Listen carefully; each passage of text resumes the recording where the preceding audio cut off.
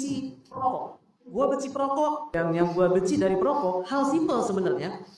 Setiap perokok ditanya, dia harus ngebuang asapnya dulu, baru jawab. Gue contohin, temen gue merokok. Lo habis dari mana? Baru batak nyampe gue. Aja dari tadi ya. Jangan diisip dulu monyet. Iya, dia jawab dulu aja. Nah, tujuan gue nge-vape untuk ngituin temen gue yang merokok. Jadi siapa ada kayak nanya gue, si Yudi bisa ngerokok. Besok lu jadi ke sono.